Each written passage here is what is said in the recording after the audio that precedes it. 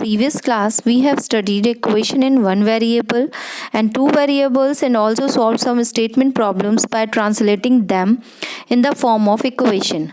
Now a natural question arises, is it always possible to translate a statement problem in the form of an equation? Suppose the height of all students in your class is less than 160 centimeter. Can we write it in equation form? No. So x smaller than 160. Here we use inequality. Another example. Your classroom can occupy at most 60 tables. So x is smaller than equal to 60. कम से कम 60 या और उससे कम हम उस room में occupy कर सकते हैं, है ना। लेकिन सोचो कि 60 से ज़्यादा हो जाए तो ऐसा तो नहीं है ना। तो इसलिए यहाँ पे हम क्या करेंगे, इनइक्वलिटी को यूज़ करेंगे। एक दूसरा एग्जाम्पल देखते हैं। The marks scored bye Anita in class tests more than 10। अभी तक जितने भी क्लास टेस्ट हुए उनमें सब में अनीता का जो स्कोर है वो हमेशा 10 से ज़्यादा आया है। तो इसका मतलब क्या हुआ, अगर हम x मान लें स्कोर को, हर टेस्ट के मार्क्स को x मान लें तो x इज़ ग्रेटर देन 10। ठीक है। इसी तरह से एक और एग्जांपल लेते हैं। The marks scored by Meena in class test at least 10। Meena ने हर टेस्ट में 10 कम से कम 10 तो उसको मिले ही हैं, उससे ज़्यादा भी मिले हैं लेकिन 10 तो मिले ही हैं। तो इसको हम किस तरह से रिप्रेजेंट करेंगे, ये हो जाएगा हमारा x is greater than equal to 10। ठीक है, 10 भी आए हैं और 10 से ज़्यादा भी आए हैं। तो ये आपकी इनइक्वलिटीज़ में हम इन स्टेटमेंट्स को लिख सकते हैं। अब अगर हम बात करें जैसे 3 स्मॉलर देन 5, 7 ग्रेटर देन 5, ये कैसी इनइक्वलिटीज़ हैं, ये न्यूमेरिकल इनइक्वलिटीज़ हैं। उसके बाद x smaller than 5, y greater than 9, x is greater than equal to 5, y smaller than equal to 8 are the examples of literal inequalities. ये कैसे एग्जाम्पल है, लिटरल इनइक्वलिटीज़ के हैं।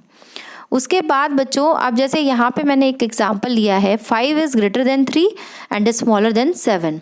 यहाँ दो इनइक्वलिटी यूज़ हो रही हैं। तो इस तरह के जो एग्जाम्पल्स होते हैं उनको हम कहते हैं डबल इनइक्वलिटी। ठीक है। अब हम बात करते हैं इसके डेफिनेशन की। तो क्या डेफिनेशन हो जाएगी इसके हिसाब से, टू रियल नंबर्स और two algebraic expressions related by the symbol smaller than, greater than, smaller than equal to, greater than equal to form an inequality. ठीक है बच्चों।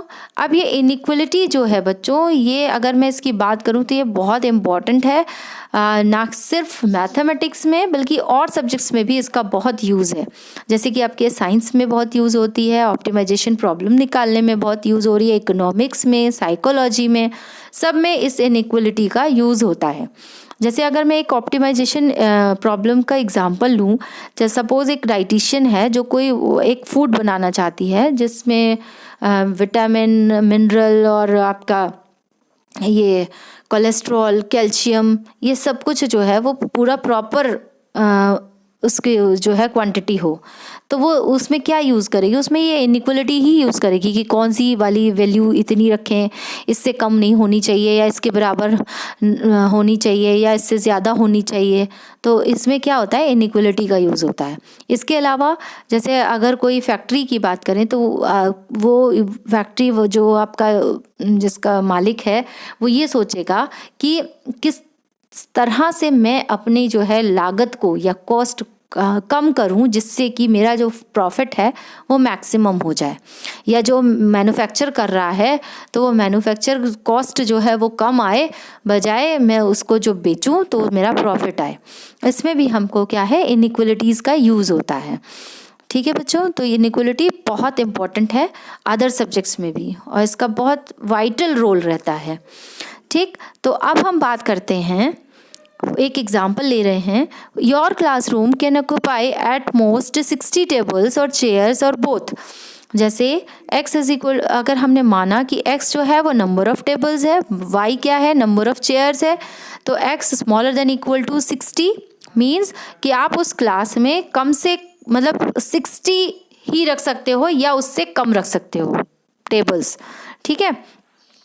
और y मतलब नंबर ऑफ चेयर्स, तो चेयर आपकी 60 आ जाएंगी मैक्सिमम, उससे कम आ सकती हैं मगर उससे ज़्यादा आप नहीं रख सकते।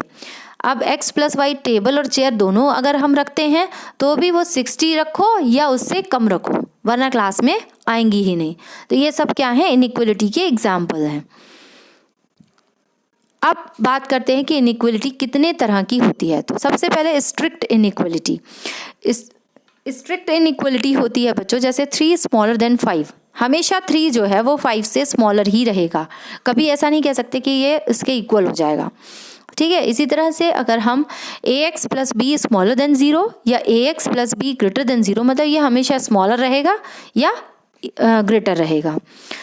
उसके बाद एक इनइक्वलिटी आती है स्लैक इनइक्वलिटी, मतलब ax plus B smaller than equal to 0 या ax plus B greater than equal to 0। यहाँ पे एक कंडीशन ये भी आती है कि स्मॉलर तो है लेकिन इक्वल भी हो सकता है, या ग्रेटर तो है लेकिन इक्वल भी हो सकता है, तो ऐसी इनइक्वलिटी कहलाती है स्लैक इनइक्वलिटी, ठीक है। इसके बाद लीनियर इनइक्वलिटी की बात करें बच्चों, जैसे आपने लीनियर इक्वेशन पढ़ा है, उसमें क्या होता था कि आपके हाईएस्ट पावर ऑफ वेरिएबल 1 होता था, है ना।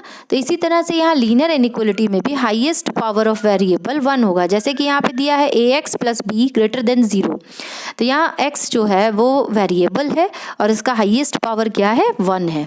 तो ये लीनियर इनइक्वलिटी का एग्जाम्पल है। उसके बाद बच्चों क्वाड्रेटिक इनइक्वलिटी, यहाँ पे देखो ax square plus B X plus C greater than equal to 0 या स्मॉलर देन इक्वल टू 0, तो यहाँ पे हाईएस्ट पावर ऑफ x क्या है, 2 है। तो ये इनइक्वलिटी कैसी हो गई, क्वाड्रेटिक इनइक्वलिटी हो गई।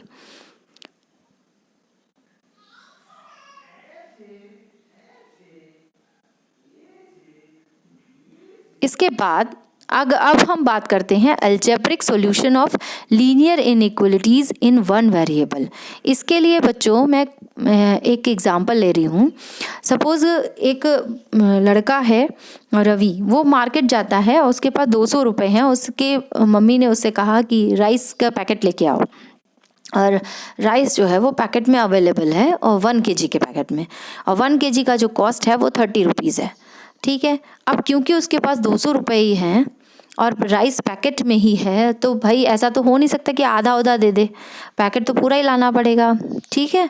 दूसरी बात ये कि उससे कम तो ला सकता है, मतलब जितने भी पैकेट मिलेंगे वो 200 रुपीज़ उसका जो कॉस्ट है वो 200 रुपीज़ से कम तो हो सकता है, पर ज़्यादा तो नहीं हो सकता ना, कि उधार करके कैसे आएगा, ठीक है।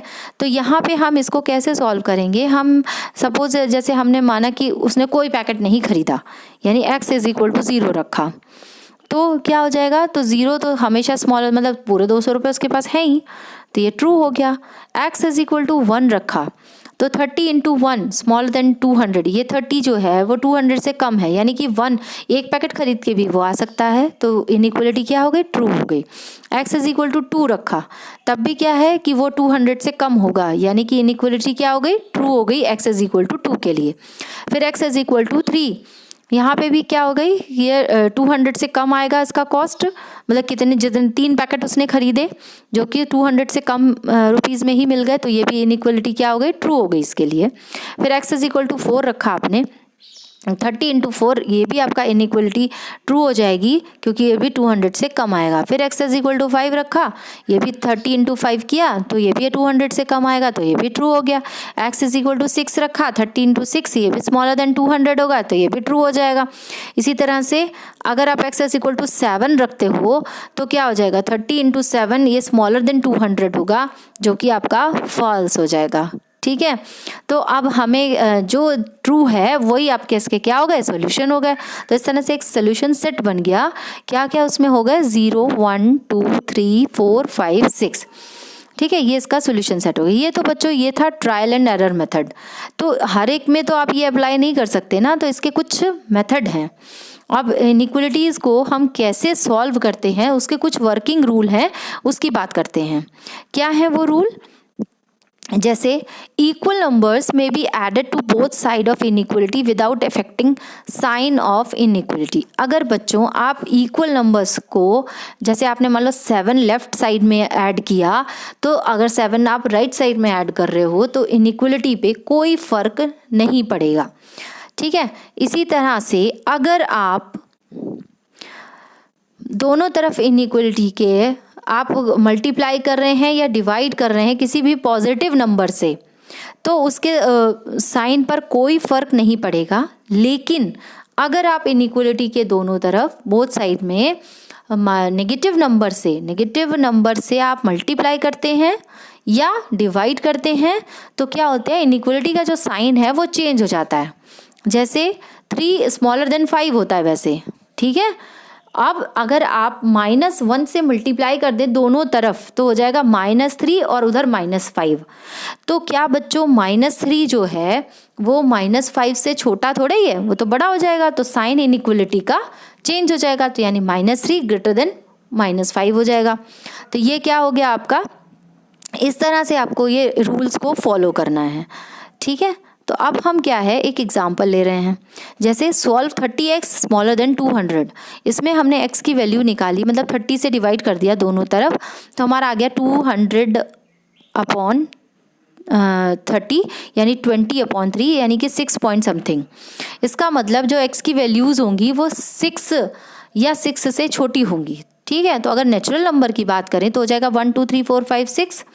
और अगर हम इंटीजर्स की बात करें तो 6 से छोटे जितने इंटीजर्स होंगे वो सारे क्या हो जाएंगे, इसके सॉल्यूशन हो जाएंगे, ठीक है। अब एक और एग्जांपल लेते हैं जिसमें हमने लिया 4x + 3 स्मॉलर देन 5x + 7। अब इसमें क्या है बच्चों, एक एक टर्म लेके हम इसको सॉल्व करेंगे। जैसे 4x को हम दोनों तरफ हमने उसमें सब्ट्रैक्ट कर दिया, तो क्या हो गया 3 स्मॉलर देन 5x + 7 -4x। या हम ये कह सकते हैं कि हम 4x को दूसरी तरफ ले गए, तो ये इधर प्लस में है तो उधर माइनस में हो जाएगा। फिर हमारा क्या हो जाएगा 5x - 4x x हो गया, यानी कि 3 स्मॉलर देन x + 7 हो गया। अब हम इसको लिख सकते हैं, यहाँ पे क्या है x + 7 ग्रेटर देन 3 है, ठीक है। इसको हम इस तरह से भी लिख सकते हैं कि x + 7 ग्रेटर देन 3। अब हम 7 सब्ट्रैक्ट कर दें दोनों तरफ, तो क्या हो जाएगा कि आपको मिल जाएगा x ग्रेटर देन 3 - 7 यानी -4। तो जो भी आपका सॉल्यूशन होंगे वो -4 से बड़े होंगे, ठीक है। तो -4 से राइट साइड में जो जितने भी आपके नंबर्स रियल नंबर्स होंगे वो सारे क्या है, इसके सॉल्यूशन हो जाएंगे। ये एक आपका ये सेट बन गया -4 टू इन्फिनिटी।